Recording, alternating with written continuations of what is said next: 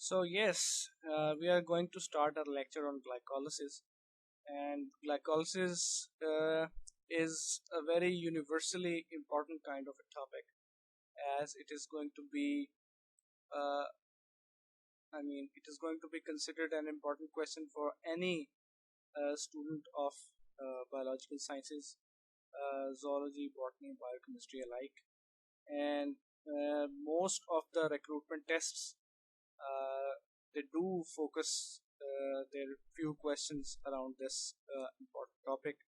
So I'm going to give a little simplified version of the process of glycolysis, and I hope this is going to be very informative and very easy to grab for most of the students that will come over to my channel, which is I suggest I would strongly uh, request for all of you to like, share, and subscribe to my channel if you haven't already. So let's get right to it. So what if I told you it takes ATP to make ATP? Yes, this is a funny statement, but it's kind of true. And if you don't, if you haven't read this or learned anything about glycolysis, you may be thinking like this little guy over here, that how is it going to make sense that you need ATP to make ATP? So let's see how it is possible. Before getting to that, we should focus on the main question, that what is glycolysis? So as the name suggests, we can bifurcate the term into two subterms, which is glyco and lysis, which is essentially, as the name suggests, sugar splitting and breakdown of glucose to make new energy that is going to be the currency, energy currency of the cell. So the central dogma of this reaction is that we have 6 carbon sugar, which is going to be converted into 3 carbon sugars, and these 3 carbon sugars are going to be converted to 2 molecules of pyruvate, which is going to be used in further reactions to make more energy, or ATP. And the site of the reaction is cytosol. It is going to be taking place inside the cytoplasm or cytosol. And this is a 10-step process. Steps 1 through 5 are termed as energy investment phase. Here the investment in the form of energy or ATP is going to be done, and in steps 5 through 10, this is the energy payoff phase where new ATPs are manufactured. So let's start the energy investment phase, which is the step 1.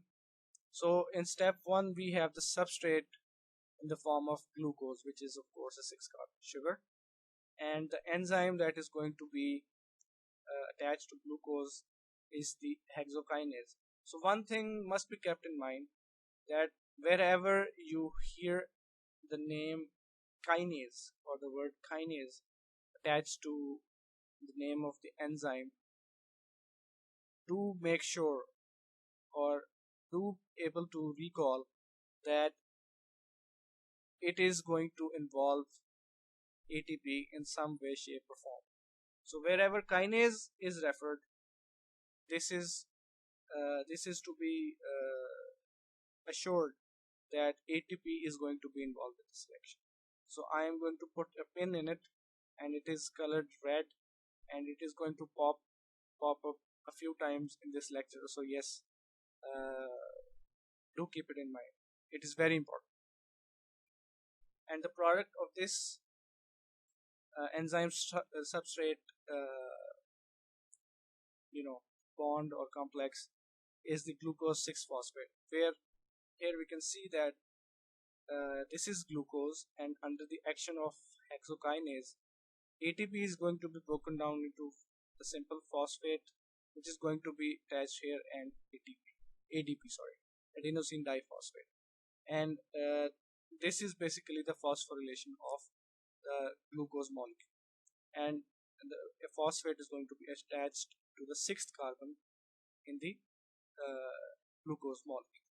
So in the second step, uh, the product of the first step is going to be the substrate, which is the glucose 6-phosphate, and the enzyme will be phosphoglucoisomerase. So what it is going to do is it is going to convert glucose 6-phosphate into one of its isomers, which is the fructose 6-phosphate. And here we can see that glucose 6-phosphate under the effect of phosphoglucoisomerase is going to be converted into fructose 6-phosphate. So in the next step, this is going to be kind of a similar fashion as the product of the previous step is going to be the substrate of the current step or the next step.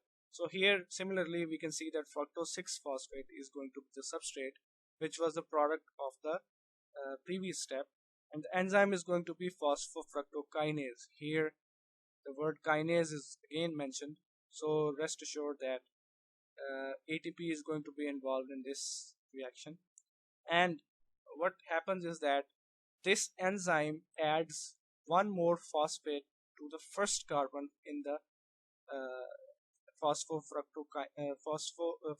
6-phosphate molecule, and here it is going to be converted into fructose 1,6 bisphosphate. So we can see here that the ATP is going to be broken down into phosphate and ADP, and this phosphate is going to be attached to the first carbon in the fructose 6-phosphate molecule to convert it into fructose 1,6 bisphosphate. So in the next step, fructose 1,6 bisphosphate is going to be acted upon by aldolase, and this is a very key step. This should be remembered that this is the process. This is a step where a proper cleavage is going to happen, and the 6-carbon molecule or 6-carbon sugar is going to be cleaved into into 2 molecules with 3 carbon each. So what is going to be the product? It will be 1 molecule of dihydroxyacetone phosphate and 1 molecule of glyceraldehyde 3-phosphates. We can see here that this fructose 1,6 bisphosphate is going to be acted upon by aldolase, and it is going to be converted into dihydroxyacetone phosphate and glyceraldehyde 3-phosphate. So the next step is also very critical. Here we can see that both molecules that were the product of the previous step, which is the dihydroxyacetone phosphate and glyceraldehyde 3-phosphate, are going to be the substrates, and the enzyme is going to be isomerase. And what it is going to do, it is going to conduct a reversible conversion between the 2 molecules, which means that dihydroxyacetone phosphate under the action of isomerase is going to be converted to glyceraldehyde 3-phosphate, and glyceraldehyde 3-phosphate under the action of isomerase is going to be converted into dihydroxyacetone phosphate. So this is a reversible conversion, and it goes on so that it attains equilibrium, but the equilibrium is never reached because more number of glyceraldehyde 3-phosphate are going to be produced by the conversion of dihydroxyacetone phosphate than vice versa. And this is because this glyceraldehyde 3-phosphate is the only molecule of these two which is going to contribute into the process of glycolysis. Dihydroxyacetone phosphate has to be converted into glyceraldehyde 3-phosphate to be a part of this reaction. And from this was the last step of the energy investment phase, and from here on in we are going to see that instead of 1 molecule, 2 molecules are going to be the part of the reaction, and these 2 molecules will be glyceraldehyde 3-phosphate, and one of these is going to was the one that reached here as a result of the cleavage of fructose 1,6 bisphosphate that we discussed here, and the other one is going to be the molecule which was converted by the action of isomerase from dihydroxyacetone phosphate. So from here on in we are going to add this multiply by 2, which means 2 molecules of glyceraldehyde 3-phosphate, and the enzyme is going to be triose phosphate dehydrogenase. And as we can see from the name of this enzyme, some kind of oxidation is going to take place, as under the action of TPD, which is triose phosphate dehydrogenase, hydrogen molecule is going to leave this molecule. Hydrogen atom is going to leave this molecule of glyceraldehyde 3-phosphate. So we can see here this hydrogen atom is going to be cleaved off, which is going to be accepted by NAD, which is nicotiniamide adenine dinucleotide, to form NADH. And in this place, inorganic phosphate molecule is going to be attached to carbon number 1 of this compound, which is going to make which is going to result in 1,3-bisphosphoglycerate. And since it is this reaction is started from 2 molecules of glyceraldehyde 3-phosphate, we are going to get 2 molecules of 1,3-bisphosphoglycerate. So in the next step, 1,3-bisphosphoglycerate is going to be the substrate. In fact, 2 molecules of 1,3-bisphosphoglycerate are going to be the substrate of the enzyme called phosphoglycerokinase. So here again, the word kinase is again popped up, and the product is going to be 3-phosphoglycerate. So as the kinase suggests that ATP is going to be the part of this reaction, but in this reaction we are going to cleave off the phosphate which is present at carbon number 1, and it is going to convert this 1,3-bisphosphoglycerate into 3-phosphoglycerate, and this phosphate that is cleaved off is going to be accepted by 2 molecules. So it's 2 molecules of 1,3-bisphosphoglycerate. So 2 phosphate groups are going to be cleaved off, and 2 ADP molecules are going to accept these 2 phosphate groups to make 2 adenosine triphosphate molecules. So now we have 3-phosphoglycerate, which is the 2 molecules, and the enzyme that is going to act upon it, it is going to be the phosphoglyceromutase. Wherever mutase pops up, it means that it is going to change the orientation of the molecule in some way. So what it is going to do is that we have a phosphate group at 3rd carbon right here, but under the action of phosphoglyceromutase, this phosphate is going to jump to the 2nd carbon, as we can see here, and this will make this compound into 2-phosphoglycerate. And since we have 2 molecules of 3-phosphoglycerate, we are going to end up with 2 molecules of 2-phosphoglycerate. So in the next step, this is a very important step, as the substrate is going to be the 2-phosphoglycerate 2 molecules, and the enzyme is going to be enolase. So under the influence of enolase, we are going to get the phosphoenol pyruvate, or we can call it PEP in the short form. And here 2 molecules of phosphoglycerate, 2-phosphoglycerate, under the action of enolase, which is going to release 2 water molecules. As we can see here, this hydrogen is going to bond with this OH group to release water, and these 2 carbon molecules are going to end up bonded by a double bond. So this will convert this 2-phosphoglycerate into phosphoenol pyruvate, or PEP. And since we started with 2 molecules of 2-phosphoglycerate, we are going to end up with 2 molecules of phosphoenol pyruvate. So in the last step, we are going to cleave off the rest of the phosphate that we have under the influence of pyruvate kinase, and hence we are going to cleave off the remaining phosphate group that is attached to the 2nd carbon, and this will be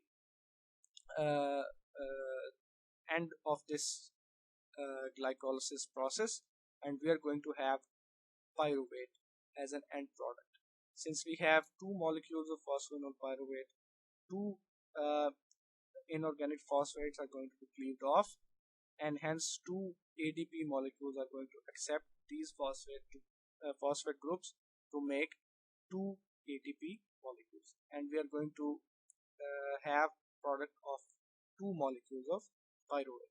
So it is a very important process. So in terms of self-assessment, there are a few questions that are going to be popped pop up here and there, especially for those students who are going to appear in some kind of recruitment tests in public service commissions, and uh, especially for assessment tests of uh, bachelor students and master students. So it is going to be a very important topic for years to come, and it's going to stay that way. So it is important that there are a few questions that has to be taken special care of. So here are some self-assessment quiz questions. What is the site of glycolysis? I mentioned it here. What is the end product of glycolysis? Very important. And the most important is going to be what is the net and gross number of ATP molecules that are manufactured during glycolysis.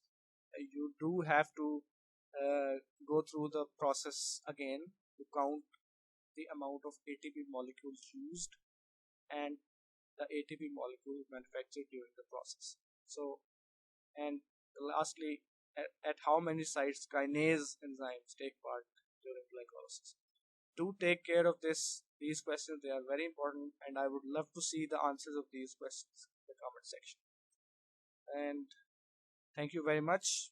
I really appreciate you coming to my channel. And if you haven't subscribed to my channel already, do subscribe. Thank you very much.